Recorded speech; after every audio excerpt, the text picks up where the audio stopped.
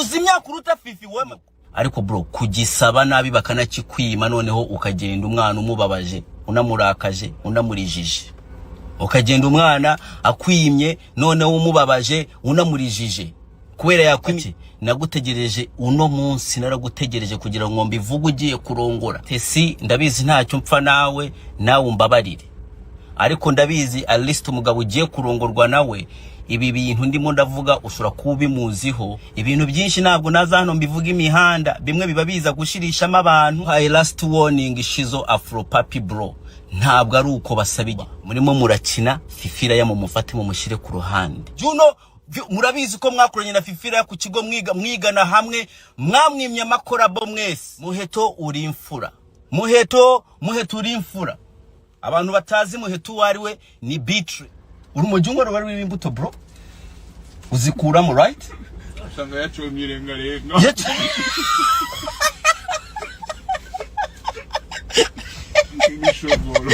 Magari shizo afro papi mumuhamagaraze nawe nshaka kuvuga ibintu atanyumva. Abanyarwanda nimwagije nje ntabwo narize ibintu by'ubugome. Ushobora gukirana n'indaya zindi zose. Nta gukirana na Fifi. Uzi imyaka uruta Fifi wema. Ntabwo ari uko basabije. Tessy, ndabizi ntacyo mpfa nawe umbabarire. Ariko ndabizi at least umugabo ugiye kurongorwa nawe ibi bintu ndimo ndavuga ushobora kubimuziho. Ibintu byinshi ntabwo naza hano mbivuga imihanda, bimwe biba biza gushirishamo abantu, bimwe biba biza gukora abantu, bimwe biba bishobora kwica brand z'abantu. Ntabwo navuga ibintu byinshi hano. Fifira yahuriye na proposal y'abandi nuko icyo cya Fifira yigeze kugishaka, probably ngira ngo yari kwa n'cyaniza, ariko yagisabye nabi. Shizo wasabye nabi. Story yose ntabwo ngiye kuyivuga kubera yinvolvinga amayandi mazina. Ariko bro, kugisaba nabi bakanakikwima noneho ukagenda umwana umubabaje, unamurakaje, unamurijije. Ukagenda umwana akwimye noneho umubabaje, unamurijije. Kubera yakwimye nagutegereje uno munsi, naragutegereje kugira ngo mbivuge ugiye kurongora. Aho niho mbera mubi. I last warning shizo afro papi bro, ntabwo ari uko basabije. Ntabwo ari uko basaba. Kandi banakureka. Pani cha Fifira ye. Especially when it comes to Fifira ya bro. Ntabwo ari uko basabije Fifira ya. You pressed the wrong button. I'm giving you the last warning. Nguhaye last warning. Shizo afro papi. Ngende umwana w'umusiramu. Wallahi nguhaye last warning. Naragutegereje ngufatira ahantu heza. Niho ngutegerereza. Nkabanza nkavuga ibyawe. Ubu ngubu kandi ngewe urabona hahandi bavuga ati bagiye bagushize hejuru gucya ukuboko bakavuga ati niba ufite ikibazo tutarabasezeranya, ati umuntu ufite ikibazo nuno muntu naze tugire nakivuge. My friend, today I'm imagining indaho ngaho ngomba kuvuga ikibazo cyanyu. Ngomba kuvuga ikibazo ngufite kandi turimo turatangira. We are just turatangira. Nukuvuga ko buri nyuma y'imisi nk'itanu Banyarwanda kazi telefoni yanjye, reka maze mbaye telefoni yanjye, andika telefoni, mwandike telefoni yanjye. Ibuzi ko shizo afro papi afite ikintu yagukoze, hari ikintu muziho kibi. Telefoni yanjye ni +1 438 994 3408. Niba uzi shizo afro papi hari ikintu yagukoze, hari ikintu kibi, hari ibindi n'ibyo yakoze n'iki akabumuzi, ndakwinginze nyohereza telefoni umbwire ibyo biboro bro. Ndamutangiye. Mwigeze abantu ngo muza ngo mugakoropa mwaheza mukaza mukabyimba n'abanyarwanda. Mukabyimba n'abanyarwanda I Kigali. My friend, you played the wrong button. Fifira ya ntago bamukiniraho. Fifira is been my baggage. Ama message atangiye kwinjira menshi. Nimero yanjye nayitaza ubu ni message zanjye ni message zirimo zirinjira ndimo ndazibona barimo barambwira already because ngewe ibintu mba mbikura mbizi, ibintu mba nabibabwiye nabwo ati nge ntanga nimero yanjye bagahita bambwira ubuzima bwawe bwose. Mukibwire icyo kigoryi. Mubwire ikigoryi ngo ni Shizo Afro Papi ushobora gukinana n'ibindi byose cya Fifi ya ukagifata ukagishira ku ruhande bro. Imagine if I say everything. Ndagucekinze kugira ngo ubanze upape ugiye gukora ubukwe ngucekingira hangaha nkabaza nkakwereka. Imagine if I say niyo mava hano hose ugera kugira none ugiye no kubyara n'abana ugiye no mugore n'iki you have to be extra careful muri steps zose ugenda ukora. Ibyo mugenda mukinywesha ibimoji my friend, mukagenda mukahohotera aba mukagenda mukanywa ibimoji my friend. Wowe Shizo Afro Papi ugira umuntu nk'urumoji, wowe ushobora kunywa urumoji nawe yigize abantu bigize ububoro bw'urumoji man. Wowe unywa urumoji bakagushira nka urumoji nawe ukanywa urumoji wamara urumoji nawe Shizo Afro Papi. Kwera zimyemani biza hano bikaza muri game bitazi n'ahantu bijima biramiro birajya. Mwigize ububoro mu urumoji murakuru urumoji mudashoboye we. Murakuru urumoji niba mutarushoboye murureke. Murabwe mweshura urumoji bwawe ukaza ugakora ibintu by'ubugoryi. Mwagira nibwo bwa mbere tubonye abantu banywa urumoji ka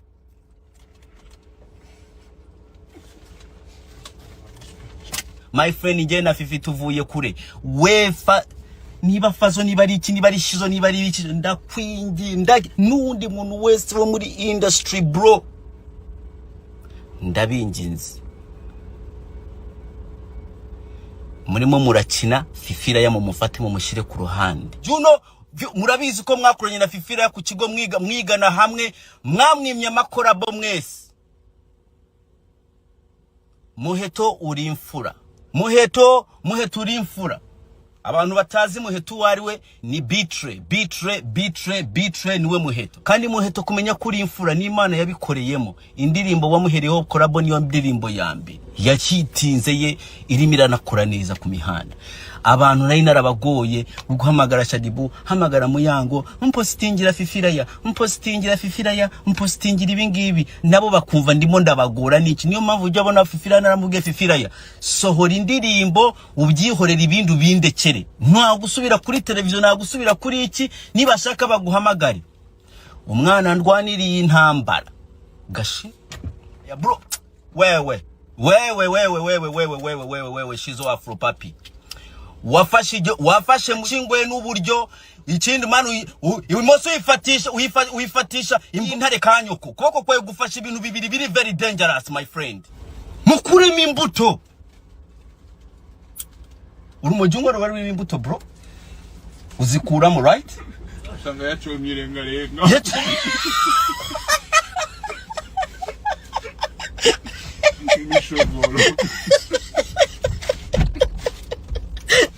ngo yacomyire bacomirengarenga barinda bakibaza ko bacomye urumoji. Kuba ucoma isombe wowe Tessy umbabarire Tessy mubwire Tessy umbabarire ariko Tessy ibi nibyo bizanana n'umugabo uba warongowe ko ibi nibyo bayarakoze. Ibi nibyo abayakoze Tessy umbabarire kabisa. Ariko ndanamubabariye by the way. Ndakubabariye.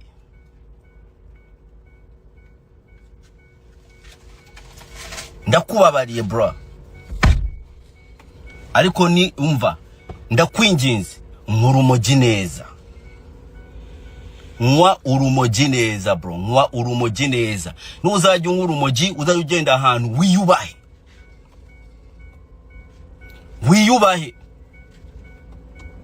Otherwise tushobora kukwereka ko twego dushobora kunyura urumoji rwishu rwawe. Dore ndi muzima. I haven't smoked ndi muzima but it seems like narumwe. Imagine ndukunywerekanya.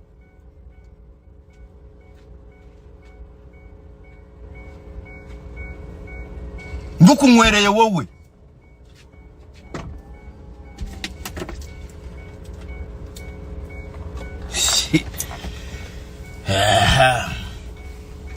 Iyo uwo mukobwa wawe nza kuba ntamukunda washatse ewana nuko washatse umugore nkunda najyaga nkibona nkareba nkavuga ati icyo bikoga biranshimisha ngira ndira ari biboro byabo nico kigushije mabere urakize.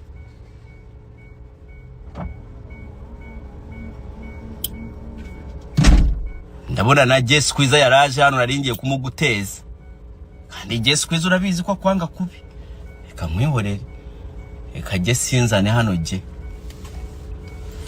nuko rero banyarwandakazi ndamubabariye ndakubabariye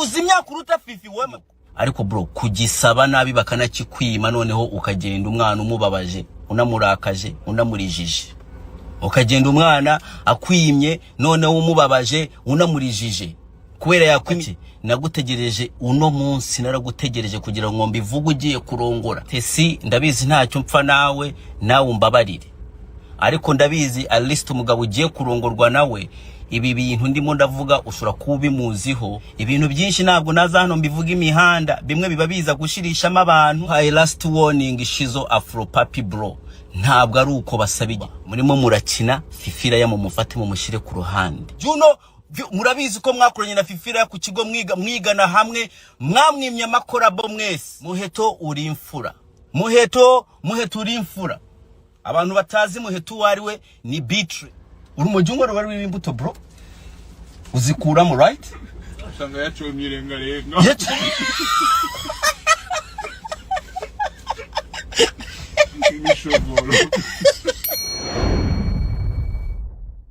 mugihamagari shizo afro papi mumuhamagaraze nawe nshaka kuvuga ibintu atanyumva abanyarwanda mwagije je ntabwo narize ibintu by'ubugome ushobora gukirana n'indaya zindi zose nta gukirana na Fifi uzi imyaka uruta Fifi wema ntabwo ari uko basabije Tessy ndabizi ntacyo mpfa nawe umbabarire ariko ndabizi at least umugabo ugiye kurongorwa nawe ibi bintu ndimo ndavuga usura kubimuziho ibintu byinshi ntabwo naza hano mbivuga imihanda bimwe biba biza gushirishamo abantu bimwe biba biza gukora abantu niba bimwe biba bishora kwica brand z'abantu ntabwo navuga ibintu byinshi hano Fifira yahuriye na proposal y'abandi nuko icyo cya Fifira yigeze kugishaka probably ngira ngo yari kwa cyaniza ariko yagisabye nabi Shizo wasabye nabi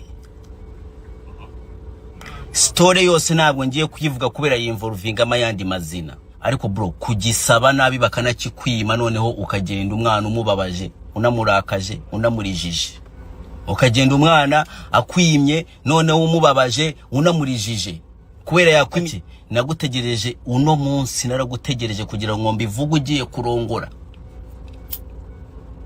aho niho mbera mubi high last warning shizo afro papi bro ntabwo ari uko basabije ntabwo ari uko basaba kandi banakureka pani cya Fifira ye especially when it comes to Fifira ya bro ntabwo ari uko basabije Fifira ya you pressed the wrong button. I'm giving you the last warning. Nguhaye last warning. Shizo afro papi. Njendo umwana w'umusilamu. Wallahi nguhaye last warning. Naragutegereje ngufatira ahantu heza. Niho ngutegerereza. Nkabanza nkavuga ibyawe. Ubu ngubu kandi njewe urabona hahandi bavuga ati bagiye bagushize hejuru gucya ukuboko bakavuga ati niba ufite ikibazo tutarabasezeranya ati umuntu ufite ikibazo nuno muntu naze tugire nakivuge. My friend, today I'm imagining indaho ngaho ngomba kuvuga ikibazo cyanyu, ngomba kuvuga ikibazo ngufite kandi turimo turatangira. We are just turatangira nukuvuga ko buri nyuma y'imisi nk'itanu banyarwanda kazi telefoni yanjye reka maze mbaye telefoni yanjye andika telefoni mwandike telefoni yanjye. Ibuzi ko Shizo afro papi afite ikintu yagukoze, hari ikintu muziho kibi. Telefoni yanjye ni +1 438 994 3408. Niba uzi Shizo afro papi hari ikintu yagukoze, hari ikintu kibi, hari ibindi n'ibyo yakoze n'iki akabumuzi, ndakwinginze nyohereza telefoni umbwire ibyo biboro bro. Ndamutangiye mwigeze abantu ngo muza ngo mugakoropa mwaheza mukaza mukabyimba n'abanyarwanda, mukabyimba n'abanyarwanda i Kigali, My friend, you played the wrong button. Fifiraya ntago bamukiniraho. Fifiraya is been my baggage. Ama message atangiye kwinjira menshi. Nimero yanjye nayitaza ubu ni message zanjye ni message zirimo zirinjira ndimo ndazibona barimo barambwira already because ngewe ibintu mba mbikura mbizi ibi bintu mba nababwiye nababwiye ati nge ntanga nimero yanjye bagahita bambwira ubuzima bwawe bwose. Mukibwire icyo kigoryi. Mubwire ikigoryi ngo ni Shizo Afro Papi ushobora gukina n'ibindi byose bacha Fifiraya ukagifata ukagishira ku ruhande bro. Imagine if I say everything. Ndagucekinze kugira ngo ubanze upape ugiye gukora ubukwe ngucekingira hangaha nkabaza nkakwereka. Imagine if I say niyo mava hano hose ugera kugira none ugiye no kubyara n'abana ugiye no mugore n'iki you have to be extra careful muri steps zose ugenda ukora. Ibyo mugenda mukinywesha ibimoji my friend mukagenda mukahohotera aba mukagenda mukanywa ibimoji my friend wowe Shizo Afro Papi wigira umuntu nk'urumoji woshora kunywa urumoji nawe agashi yigize abantu bigize ububoro bw'urumoji man watu nkwe urumoji bakagushirira nka urumoji nka nawe ukanywa urumoji wamara urumoji nawe Shizo Afro Papi Nyemani biza hano bikaza muri game bitazi n'ahantu bijima biramiro birajya mwigize ububoro mu urumoji murakuru urumoji mudashoboye we murakuru urumoji murogirima mutarushoboye murureke murabwe nkwesha urumoji bwa yawe kaza ugakora ibintu by'ubugoryi ngwagira nibwo bwa mbere tubonye abantu banywa urumoji ka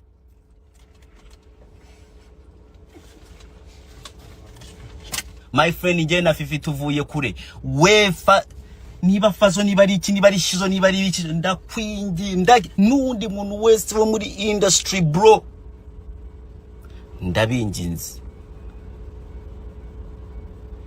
murimo murakina Fifiraya mu mufate mu mushire ku ruhande. Juno murabizi ko mwakoranye na Fifiraya ku kigo mwigana hamwe mwamwimye amakorabo mwese. Muheto uri imfura.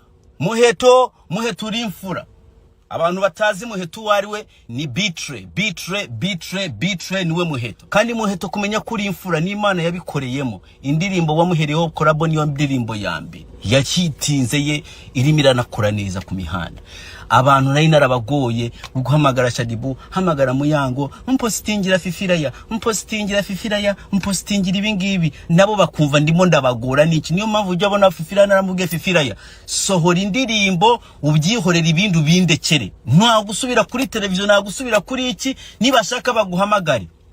Umwana ndwaniriye intambara gashi ya bro wewe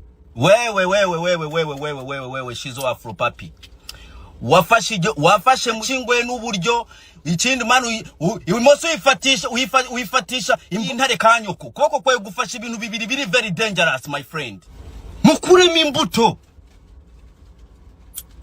urumoji ngo rwari imbuto bro uzikuramo right usanga yacomye irengarenga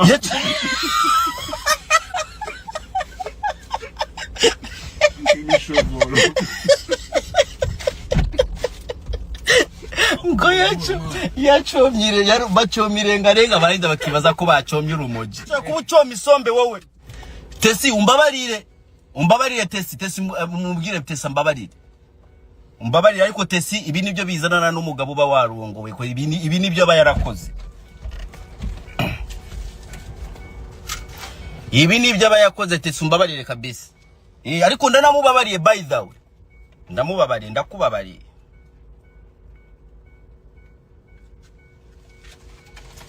Ndakubabariye bro. Ariko ni umva ndakwinginze nkurumoji neza. Nwa urumoji neza bro. Nwa urumoji neza. Nuzajya urumoji uzajugenda ahantu wiyubahe.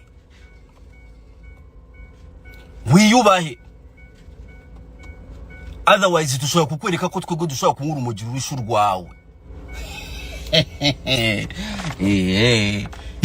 Dore ndi muzima. I haven't smoked ndi muzima but it seems like narumwe. Imagine ndukumwerekanya.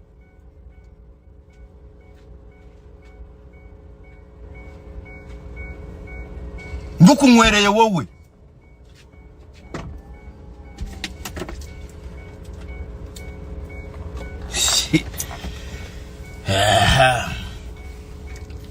n'uwo mukobwa wawe nza kuba ntamukunda washatse ewana nuko washatse umugore nkunda najyaga nkibona nkareba nkavuga ati icyo bikuga biranshimisha ngira ndira bari biboro byabo nico kigushije mabere urakize